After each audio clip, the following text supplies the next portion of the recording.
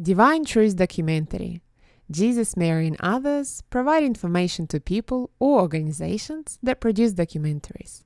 In this video, Thomas later interviews Cornelius at his home, filmed on the 12th of August 2013 in Wilkesdale, Queensland, Australia. Sweet. Okay, could you tell me a little bit about your first century existence? Yeah, as far as I know anyway, I can remember. I was born in Sicily as a little kid there, and just lived in a little house with a little sort of cottage, I guess you call it, stone one, with my parents and sisters. The sisters are two older sisters, and it seemed pretty typical of those days. I think I didn't see mum and dad a whole lot. They were always doing things and just playing around like a little kid was. And one day, just at the end of the day, some soldiers come and broke into our house, or forced their way in, I should say, I suppose, and held my father at the door with a sword, and two others, there's about five of them, they come in. I was just terrified, ran out to a little corner and just hunkered down, and they were coming, I didn't know why they came in for, and they'd come to grab me. I was just terrified, I remember weeing myself, and they come and took me away, and they took me to their garrison, where the army troops were. They just pretty much, I suppose, politically back then, they were actually expanding the empire quite savagely then too. And they're just taking young people that look like they could train as soldiers, and I'm pretty much doing that because of my father's characteristics too. He's quite a big man, he's big for those days anyway, and he's quite strong in his ways. And they felt I'd be good breeding stock, I suppose, like that for that. And I was in there, and I didn't know why I was there for, and I was terrified the whole time. There's other kids in there as well, from all different ranges of ages, kids about my age and older, and then into grown men. I was in there and just hoping that someone would come. I was terrified and wanted I didn't know why I was there. I was hoping I'd just get taken out there. I didn't know what it was for, if I'd done something wrong, or why my mum and dad didn't stop it and everything too, and why didn't they come and get me. And I was in there for quite a long time, just hoping they'd come and get me one day, and just holding on to that hope.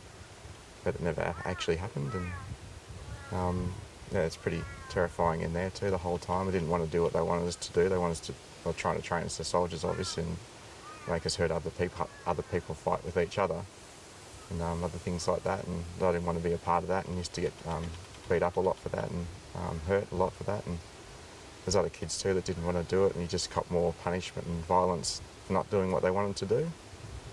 And I think eventually, I guess they're trying to break you down emotionally and turn you into a robot, basically, just a killing machine. And after a while, it was probably a couple of years I was in there, I just gave up. I realised I couldn't, no one was going to come and save me and get me out of there. I just felt like I must have done something wrong. I didn't know what it was, but eventually just gave up, could see what was going on in there, that to not be hurt anymore, you had to be what they wanted you to be. And so I just turned around and stopped trying to be myself, and I became what they wanted me to be. And just started becoming the violent person they wanted me to be, and I became quite good at that. That was the only way I got love back then, or there was no aggro coming at me as much. If I became good, I got more acceptance, I guess, because I had enough of being hurt. And it was in there for a long, long time. And I remember early teenage years, as you're sort of getting more in your sexual development, I used to have these old haggy women that would come along, and they'd take us to them, and the women would start playing with you and get you excited and stuff like that, and they'd have sex with you, and just like it was gross, like they were horrible things, but it didn't understand what's going on in your body as well. You're having these exciting, like nice feelings for once. Often it's just been violence, and there was these nice feelings, and they'd have sex with you, and they'd just be really nasty to you, and often times the men would come along and rape you anally as well then too. So it's just like this horrible experience that's not too nice.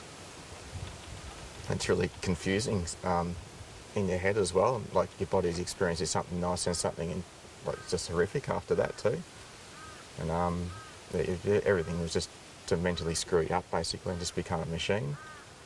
And then eventually after the time, I don't remember the passage in between when we left theirs in the early teenage years. I left there eventually and went on to campaign somewhere. And I don't remember much in between there at the moment. Just there was a lot of nasty things I did, that's all. I only remember in the last few months really of my life really then too. We got stationed to Jerusalem via Caesarea and coming to the city because of some political stuff that was going on. It was nothing to do with what Jesus was doing there. He was there at the same time, but it was nothing to do with that. And it was more for trying to control any uprisings because there's some political stuff that was going on behind the scenes, and he didn't want to be found out in Rome what was going on, so he didn't want any attention drawn to Jerusalem at the time. But because what was going on with Jesus there too, there's lots of people getting drawn and listening to what he was saying, and oftentimes we got stationed to go and just be around the crowds and listen, just make sure there's nothing happening. And I just often was listening to what he was saying, and it was really affecting me. It was really stirring me up, and it was making me realise what the feelings I had when I was a kid, and I'm not the person that I've been created to be. And after a while, I just really I was a centurion by that stage too, and often had time to myself. Often you didn't have time yourself with the other troops, but I had my own space. And often I'd just be sitting with that, and often just even allowing myself to even cry. That was just really just weird. So even cry tears, I just forgot what they were like, and started having more feelings about myself. And it was over, I think it was within it was just short of a year, I think it was there for. My mother even found me there. I didn't know how she come to the door of the place I was staying at, the garrison sort of place there, and I didn't know how she found me after all these years. It's been nearly 30 years. And I was just really angry and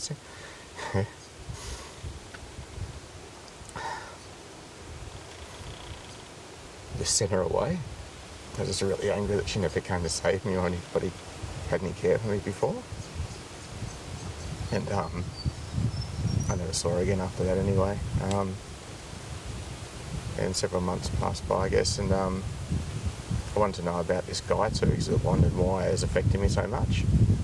And so one of my slaves was sick at that stage, and I took the slave to see this guy. I wanted to see what if he is who he is, to prove it to me. And he actually healed my slave, and just gave me a lot of faith that what he was saying was true. And I just had a really different feeling about him, I guess. And in that time too, I feel like I'd met this woman too that didn't, it was different for me as well. I didn't want to actually use the women like I'd used women before, and most of my sexual experiences were me raping them basically, and I didn't have any of those feelings towards this woman at all. I had a respect feeling come up inside myself, or not a desire to want to control or push myself onto her. And I ended up forming a relationship with her. It's only still vague, that part of it, what I remember. But then come a time, it was only 3 months about that afterwards, there come a time that that's when all the stir started happening with Jesus. They wanted the Sanhedrin wanted him dead, and obviously we're the ones, they can't do that because we're in charge of the area, and so we hand out the punishments, and so we got in charge of having to do what they wanted us to do to him, basically. And Pilate gave in because he's stuck between a rock and a hard place. Basically, he wanted to keep the quail down, not have any uprisings, just get this thing over and done with, keep it downplayed, and so it's all gone. So he sort of gave up and just let them have what they wanted, and so we had to go, and it was my men that actually had to go, and me in charge of them, that had to go and do the execution, basically, or the crucifixion as they call it. And by the time we got up there to do it, and I was the one that was actually leading them and nailing him down to the post thing he's on. And I was going to had his hands pulled back to do it on his hands and his wrists, and he was just looking at me, and I looked at him, and I just couldn't do anything violent to him, because I could feel he's just different, and he had love coming from him, and that was so rare in those days, and it's something that I was always looking for and had a real faith in. And he'd already shown me that he actually, like all the things he'd done, I could see there's a lot of love in him. So I couldn't do it, couldn't be violent anymore, I just couldn't do it. And so I just walked off, and he just went and hid for a while. I went and found that woman and I was with. I wanted her to come with me and run away, but she didn't want to. I think she had a child or something there, and so and she didn't want to leave the child, didn't want to run, and so I just realised I was gone. I was really quite big then, about 6'2" or 3", and it was just weird because most people were shorter, so it was hard for me to not stand out anywhere I went. I could go lots of places, I've been lots of places, but it's hard to hide. I was just hiding for a while there, and after a while they eventually found me. I think she was helping me with food as well, just keeping me fed and hidden. And yeah, they found me and they took me to a main area, the main sort of public area, and they tortured me there for quite a long time. It was pretty much, I embarrassed the whole Roman Empire by walking off as a show. They're supposed to be a show of force in that area and controlling the people that they're trying to control. And with one of theirs walks off, it's pretty embarrassing for them. One of theirs doesn't even have faith in them, what they're doing, and also for my men as well. It embarrassed them as well. Like, they don't want their leaders walking off and showing kindness. And yeah, so they're quite vicious with their punishment they're handing out on me too, and also the people of that land as well. They're just really happy to have someone to, push their anger at, and after all this time they've been overthrown by these people now, that all their energy is focused on just having their own back, liking to see one of the Roman soldiers killed, yeah, which is me. Yeah, and they pretty much broke my back. I was on the ground, I couldn't move because I was pretty big, and eventually they wanted to stop me, I guess. And yeah, they'd broke my back and speared me to the ground, so I couldn't move my upper body either. And I was there for several days, and they'd cut my penis off as well, and eventually ended up opening my stomach up as well, disemboweling me. And I was pretty strong-willed, I guess, back then too, because I didn't want to let them have the power of making me die. And that's why I stayed alive for so long, I think. So just my will, just trying to want to stay alive, because I had control then. And I realised, I remember just seeing the sky all the time. There's birds eating my stomach at that stage too, and just looking at the sky, I just felt a bit more peace, and realised the only bit of power I still got is I can choose to die. That's what just ended up giving my last breath away. And that was it. That was the end of my life in the 1st century. Yeah. Okay, wow. Thank you for sharing that. I could see that was painful for you. Oh, there's still bits that are painful. There's other bits that have been worked through a bit, but... So can I go back in, Yeah. just to Yeah. get a little bit more clarity and detail Yeah. on certain things? So this 1st century existence, where does all this information come from? How do you receive this information? Like, how do I remember it? Yeah, it's been a slow process, not like something all of a sudden, bang, you remember everything. It's been just slowly and gradual over the period of my life as I wanted to know some more truth, and also wanting to actually step into the things I'm afraid of. A lot of times once you get through the fear, and it's obviously a very emotional process generally too, a lot of the memories start coming up, and I have understanding, I guess, of why I've been feeling those things in my life, and a lot of it is mainly just wanting the truth. If you want the truth, you'll always find it, so I wasn't bargaining on this part though. Because all my life I've just had a real concern about, I didn't understand what even the purpose of life was, and I was always on a mission just trying to find out. And even with this God, like, if there's a God, what's the point? Like, what's the point of putting a little person on Earth for a tiny short period of time over the history of all infinity, I suppose, if you want to call it that, time that's been on Earth, and then not knowing what it was for, it seemed pointless, and everything else I'd seen that God had created had purpose, and it's quite, like, what's the word, very detailed and very and everything works perfectly. There's not a thing missing out of, and I didn't understand there's something missing about understanding what life was about. So pretty much a lot of my life I've been working on trying to find out, trying to discover what that is, and love too. It's really bugged me too. What was love? Like when you start first having relationships and stuff, and they're painful, and I couldn't understand why they're so painful. I couldn't understand like why it felt more painful in a relationship that hurt inside yourself. How that felt more painful than physical pain. Felt like you could recover from physical pain, but it felt like the emotional pain just seemed devastating. And so it's a real want to discover all those things as well. So, eventually that discovered myself along the way, the true self. Yeah. So how does it make you feel when you actually have to come to terms with some not very nice things that you've done in the past?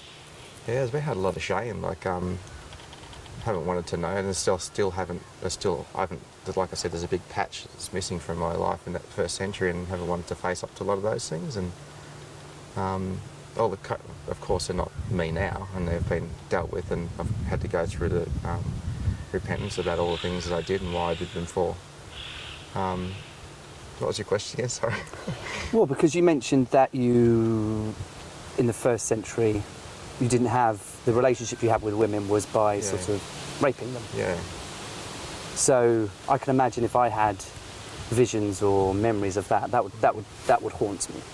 Well, it did when I first started realising that that's, like, I first found out my identity, who it was, and I started realising what I'd actually done.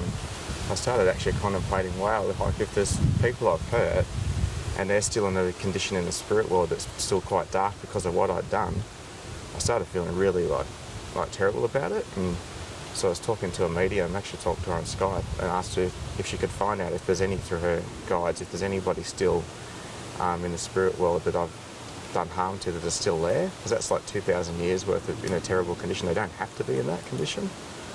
And I felt really responsible in a way to try and, if there's someone there, can I do something about it? And she actually did contact and said there was a lady she found.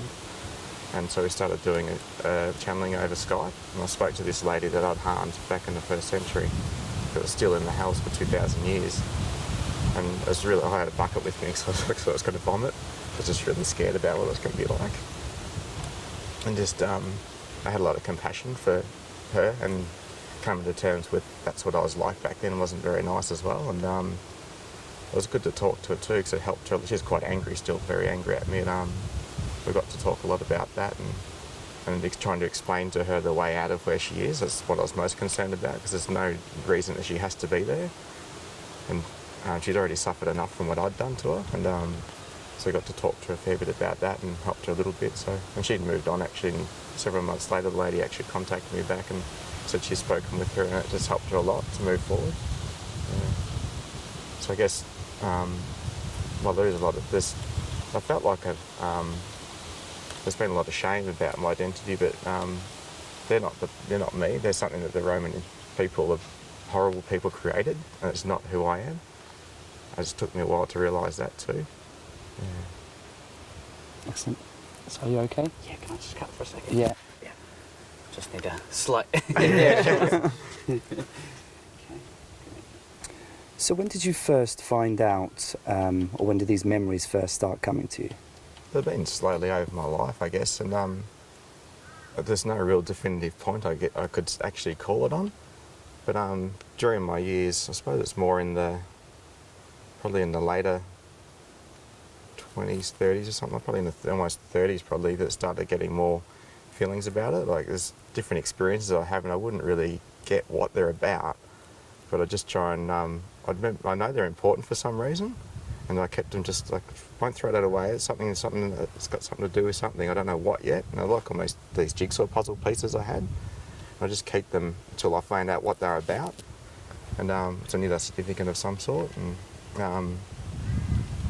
it wasn't probably till I'd met, because I was always still trying to find out about life too, and I'd be looking at these different areas, and I'd look at I'd heard that Buddhism is sort of like a peaceful thing, so I looked at that and there wasn't anything in that, and I'd look at New Age stuff and there's stuff in that, but it wasn't really what I was looking for either, and look at different healing modalities and stuff like that too, and there'd be things in there that I sort of nothing grabbed me. There's still something else that's missing. Everything that had something was missing, until eventually I found out that John, which is another one of the 14, John Creppold, that died, is the Apostle John in the 1st century, was on earth and has been murdered since. He was teaching about the divine truth, and a lady that I knew from other circles had sort of told me, but you might be interested in this guy, this is what he's saying, it's really quite different. And so I went and had a look at what he's talking about, and I was just really, started getting there. So I thought, wow, this is what I'm looking for. It's got more of the truth about things, and they used to have this basis too, that if something would have some truth in it, must have love in it. If it hasn't got that, then they just won't marry. And all those other things I was looking at just weren't quite gelling with love, so I wasn't interested in them as much. And but what he was saying actually had the two together, so I started getting more intrigued and started feeling like I know what he's talking about. Like, it sort of seems obvious. And I eventually got to know him a little bit more, and I didn't know about anything about identities and anything like that too by that stage too. And he's actually saying how there is no reincarnation too, like the Western society believes. I thought, great, because that sucked, that version they're giving. It didn't make sense. It didn't have love in it as well. And then eventually I wanted to find out who else, how do you know this stuff, and where did you find out about this stuff? And he's just telling me it's come to him, and it's also come to another person called AJ, and he's been talking about lots of stuff together as well, like he's doing. And so I wanted to meet this other guy, AJ. So eventually got to meet him, and over time got to find out a bit more about actually that there is more of these people. Like, I found out about AJ being Jesus too. Like, the lady asked him once, and he just honestly answers the truth. He just nowhere to go with it, because he just has the truth anyway. And it's like, kind of a bit nutty, these people then. And because he'd just come back from the airport with two of the other 14 from another part of the world, and that's the first time I met all of them, like the two others and AJ at John's one day, and I met them all in one hit. And the lady had asked questions towards them all, and because John called the other two people by different names, and then he introduced them, and she picked up on it, and I didn't pick up, and she asked him, "Why do you call them different names for? Like, isn't that their other name?" So, "Oh yeah, it's their first century name." What? And he's saying that, then he started saying, "Oh yeah, that they're actually reincarnated, they happened to the earth." And I was like, "Hey, you just teach that reincarnation isn't even, like, not real, not possible the way it's been explained." I said, "Well, not that way, yeah." And they were explaining it, and this lady started asking, "Who are you, and who are you, and who are you?" And that's when she asked AJ, and AJ just said, "Who do you think I am?" The lady answered, "Jesus," and he just nodded, and thought it was too much for me, and I walked off and decided I didn't really want to go back and be part of that sort of thing anymore. Thought it was a bit of wacky, and they can have that to themselves. But it used to bug me for a long time. I was really away, didn't want to go and see them for a long time, and then it used to bug me what they were talking about though, a lot of the truth, and a lot of things they were saying, and it just really hit my heart. I thought I wanted to know more of what they had to say, even though I just try and overlook that issue for now about this Jesus thing and about this other stuff that they're talking about. And but it bugged me so much that I wanted to find out what's the angle. There's got to be an angle. And I also felt this real, because I struggle with my own understanding of love in my life, and seeing lots of other people suffering from the same thing I felt like I was suffering from. I felt like that these people, a lot of people looking for truth, and a lot of times people are quite vulnerable looking for things, I felt, looking for some sort of help in their life. And I felt like it's a real crime for someone to manipulate people looking for wanting help, and they're not going to get help, they're going to get manipulated. So I wondered if that's what they're up to. And so I felt like it was my mission to go back and not let that happen. So I wanted to find out what this Jesus guy and this John guy are all about, sort of thing. What's the angle? Where were they taking it to? But I couldn't find anything, so I just wanted to find out. And so I had to ask AJ if he's interested in just catching up one day, and he was. So I went and had to talk to him. And I didn't know anything about myself then by that stage. And I started talking to him and asking him about his life and everything. I thought, if he's trying to say he's Jesus, he's probably trying to avoid his life, like trying to say someone else. So I just asked him more about his life and just called him by his Christian name. So if I keep driving his Christian name at him, maybe it'll trigger him, like he won't like that. But he's fine with that as well. And we had a conversation for about 3 hours, I think it was, and he was very open, and a lot of things he's telling me were quite deep, I suppose, in his life. There's still a lot of hurt that he went through. I thought, he's okay to face all that too. So that seems okay. Seems quite on the level. And I asked him lots of questions about lots of things anyway, and he just suggested to me to watch a movie, and I watched The Notebook. Didn't know why, and I watched it and just ended up crying and crying and crying and crying. I thought, how did he know that? Sort of like that would affect me like that. And I was just a bit more intrigued, so I just slowly ventured back and just listened to what they're saying a bit more. And over time, I think John stopped doing the talks, just wanted some time to himself, and at that time I think he got killed as well. And then AJ used to come back over, it was in Western Australia, he used to come over to Western Australia every so often, just do a talk every so often, and just around at his place, the place he's staying at, and the lady's place he's staying at for dinner. Just got invited around there, and they just asked me, I was actually relaying a feeling I had about something that happened in my life, just as an analogy, and he just turned to me and he said, "Do you think that actually might have happened?" I just lost it, just fell apart, and you can't control the stuff that comes out, your emotions, and just ended up crying and crying and crying and crying. I couldn't stop. And when I finished eventually crying, I didn't know what just happened. He just asked me, "Do you know your name?" And I just said my name, like Cornelius. Came out a bit blurry, but yeah, that's when I just realised who my identity was. It was a big long story to get there, but That was perfect, thank you. Si, you right? Yeah. For a second. That was great. It's really fascinating and interesting. trying to think of a short way. No, Short way not to at do all. that one. Not at all. Yeah. There was a time in between when I found out about AJ being Jesus and John being Apostle John and these other people around, these other 14 apparently that were come back to Earth as well. And it was at the end of a talk I think we had there one other day, and I think we ordered some pizzas waiting for them to arrive. One of the ladies was asking, "So who are these other 14?" And she said, "Am I one of them?" And AJ was just going, "No." And she started going around the table, all different people, and it come to me and he said, "Is Dave one of them?" And AJ said, "Well, that's up to him if he wants to know." And I thought, "No, I don't want to know." And but I already had that sort of suspicious feeling inside myself a long time earlier than that, listening to the talks, understanding what they're talking about and how it's resonating inside of myself as well. And yeah, I was actually quite pissed off. I didn't want to know anything about it. And yeah, I was quite angry. I think it's the last time I went to the pub when I got pretty drunk that night too. And just really angry about, didn't want this to be, I just didn't want to have anything to do with it, really. And asked, I think I saw it another time, said, I don't want to, if that's what you feel, I don't want to know anything about it. I want to sort my own life out for myself and know the truth for myself, not through what anybody else says, just through my own experience. Excellent. What's the purpose of the 14? What's the purpose of them coming back to Earth? Well, it's a huge amount of purposes, not just one thing. But the greatest one is just to teach about the truth about God, about how people can be out of suffering. Just the world's just been, it hasn't changed much in 2,000 years, honestly. But people are still in a similar condition of pain and sadness and fear. And it affects everybody, like, it's obvious around the world, all the things that go on that are horrible, and people just don't know how to get out of that, it seems like. And we've come to bring some of the truths about how to have that connection, also the connection with God, because it's the one that will help you the most. But there's many other things too. But only once has there ever been an example of love on this planet, ever, human in a person. That was when Jesus was here in the 1st century, when he became at one with God. When he received enough of God's love to transform himself, to have the same beliefs and feelings about love as God does. Because our feelings about love are completely backwards, actually, to what our gods are on the earth at the moment. They're completely the reverse. And that's what causes a lot of suffering and pain.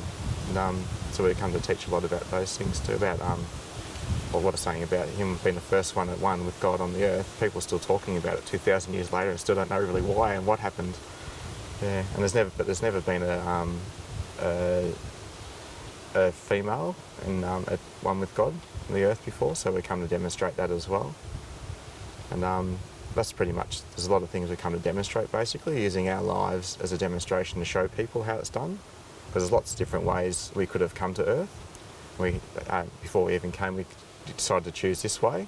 And it's going to be a very difficult way, because it's never been done. No one's ever returned to earth, actually, by the way, before. So it's been the first time anybody's ever reincarnated, so we didn't know what was going to happen. And there's no need for reincarnation, by the way, in the Eastern view. It's just there's a way they're trying to understand suffering and pain. So they've made up this reincarnation theory to try and understand why people suffer on Earth. And they've come to say exactly why it is and show the way out of that as well. And yes, there's a myriad of things anyway, but that's the main one, just to show people how to have a true relationship with God. Yeah. So do you remember anything about your existence in the spirit world? Only parts of it. It's actually running almost in parallel to my life now. As I start to want to deal with a lot of my fears in life now, I'll have memories more about them. And at the point now, I suppose what I could tell you is when I first died, that I'd heard this Jesus guy was talking about how you go to God's kingdom, and it's a beautiful place, basically. And where I went to was nothing like that. And so I had a lot of anger about why, like what he was talking about then, like why is he saying this stuff and I'm here? And I was just really angry at the world as well, and just angry at people, and I didn't want to be around anybody. I was just in darkness, pretty much. I couldn't see anything pretty much out from where you are, where your hand is. And that's the way I wanted it. I just wanted to stay away from people. I was so infuriated with the way everybody was. I didn't understand what the hell, why people were like they were and everything too. They were mean to me, and why I was mean to others, and all the hurt that happened, and where was love and all that. And so I got to feel a bit of what that was like, and didn't understand why and what. I just didn't understand. I was just really angry with people, so I didn't see anybody for nearly, I think it was about 50 years. Just wanted to stay in my darkness, curled up on the ground, didn't want to get up. It was very, very cold all the time, and I just wanted to pretty much blot everything out of my life and blot everything out of my own existence, but I still existed, which is a little bit frustrating for me because it wouldn't go away. I still existed. And there were some spirits that tried to actually be, when I first entered the spirit world, they were trying, because of my rage and anger about life, they're trying to manipulate me too. They're in a darker condition too, and I could still, the lady that was on Earth, because you can still hang around on Earth, I was still interested in her life, so I'd be around her and see what she's doing. I just wanted to be with her, even though she could not feel me. Why did you want to be with her? Why her in particular? I was just drawn with my heart. Plus, a lot of times anybody can be with anybody from the spirit world. There's always spirits around people on Earth, but if in my case I wanted to be around her because I had this draw of love towards her. I just wanted to still be with her. And even though she couldn't be with me, it was just, that was just painful in itself, not being able to connect with me anymore, because she couldn't see me, couldn't feel me. She was a spirit, and she wasn't able to see that. And yeah, they actually, the spirits knew that I was being with her, around her. They could see me, and they were getting people on Earth, end up killing her, just to try and enrage me more. And they want to try and use a lot of my rage inside of me to become like them. And I just didn't want to have a part of it. That's why I spent those years just being away from everybody and going through a lot of the things that happened in my life and a lot of the hurt that happened in my life. And people would come and see me sometimes, I'd just be really rageful at them. They'd just leave straight away. And eventually, one guy would come along.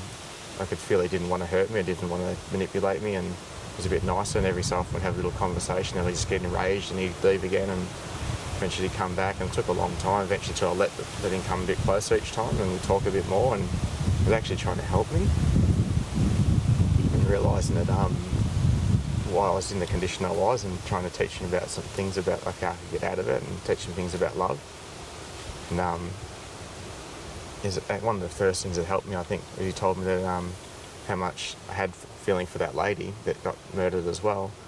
And now I had no contact with her, didn't know where she was after that. I was just devastated by that as well. And the one little skerrick of love I had had gone again. And he suggested to me, if I just think about it for a moment, I died and I'm still here.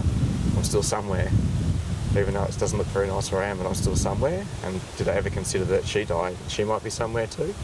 She still might be alive. She's alive somewhere as a spirit, in a spirit form. I never even thought about that, and it gave me hope to try and find her. And so I started listening more to him about what I needed to do to try and get out of this condition so I could try and find her. And helped me a lot then, and eventually helped me. I've been on the ground for like 70 years by that stage. It's the first time it actually got me off the ground. Yeah, in the spirit world? Yeah, I was just curled up in a ball and didn't want to be alive, basically, but you're still alive and you can't die. Yeah. So did you find your soulmate? Yeah, eventually that's how I got back here, because you can't come back unless you've actually gone to get reformed in the soul union again. So, and that took a long, long time too. Yeah, but I can't remember those things just yet. Yeah. So at the moment you don't know who your soulmate is on No, Earth? not on Earth, no. I haven't met her yet. That's kind of... How does that make you feel? Yeah, it's a little traumatic in a way. Yeah, I miss her.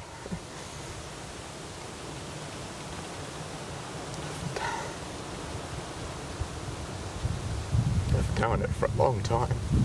It's difficult when you've known someone for that long, and then you realise you can't even remember them. Yes, I've been trying to avoid that in my life for a long time, and then, yeah. And it's come to a point that I can't do it anymore. I felt like there's almost been a feeling too that if I don't find her, it might protect her, because it felt like I didn't protect her last time. I guess there's a bit of grief about that too that I haven't felt much about, but I just don't want her to be harmed. And it feels like in this earth, it's not a very nice place. There's not a lot, no one really is interested in truth, no one's interested in love, they just want to get all their addictions met. Just want to feel good feelings through whatever means they can get it. Yeah, and it's a very violent place, Earth is, to us, especially when we've been. Yeah, so there's a lot of fear, I guess, surrounding that as well, that I have to work through. Yeah, because our role is to bring a lot of love to Earth, so I have to get through those feelings, obviously. Yeah, to be able to do that and have enough courage to face a lot of those feelings and realise that there is going to be lots of anger projected at me and people want to be violent in a way, so yeah. Because you thought you had found your soulmate, didn't you?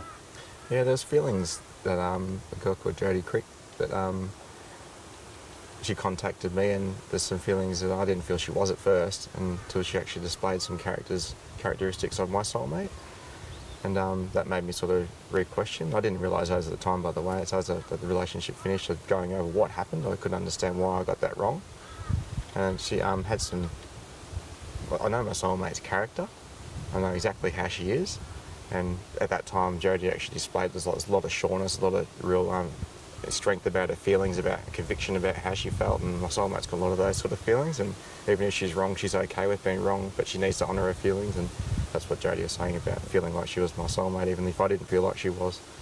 And so that kind of confused me, because it felt, I basically attributed that my characteristics of my soulmate to the wrong person, even though I know how the feeling of her, I gave it to the wrong person, basically. Yeah, there's a lot of spirit influence in that though too. Spirits are trying to keep me away from my soulmate, and they know my feelings about my soulmate, know her character. They can read it. It's pretty much like they can read our memory. We've got experiences, so they know what my soulmate looks like and what she feels like, and they can just give those feelings to another person, and they can display those feelings if they're open to them, basically. So. Because that must have been something quite difficult for you to go through, thinking that you thought that you'd found that person. Yeah, it was hard to connect with Jodie though too, so it wasn't that difficult in a way, because it was real difficult to even connect with her, obviously because she was not my soulmate. I was going through the process of there must be something inside me that's blocking it, and I got to work through some different things in that, but it never made me feel closer to her. It actually drew us apart. So as we're trying to find more truth about ourselves, that's what truth will do. It'll give you the truth. And the truth was we grew apart because we actually weren't soulmates. And the truth will always drive you closer to your soulmate in the end. So what are your hopes for the future? For myself or for the world? Or for both. My hope for myself is to deal with a lot more of my fear and have the courage to face it, because then I'll be able to display more of who I am at the moment. And how do you deal with your fear? Wanting to actually desire to feel it for a start. Like I've been so scared, I guess, all my life since coming back into this place, and didn't know why, but it's making sense a bit more now. But I've been so good at trying to avoid my fear and just constructing ways to try and not even pretending that I'm not scared, like trying to when situations come up, almost shut it down so quickly that I don't even allow it to even come up, the feeling. So now I've got to pretty much deconstruct all those things that I've done in all the different ways, ways I avoid fear. So that's the first step, basically, trying to see what I actually do when a fearful situation comes up and how I avoid it. And I've got to find a way to stop doing that for a start, like what I do. And, sorry I interrupted you, your hopes for the future? My hope for the future is that people get to see the truth about God and understand that there is a true relationship. It's not the God that religions have created, not man's created. It's actually the true God. And God's very loving and has a lot of love for all his children. And I just hope that people actually get to experience some of that love, even if it's just once while they're on earth. It'll give them a lot of hope for the future existence.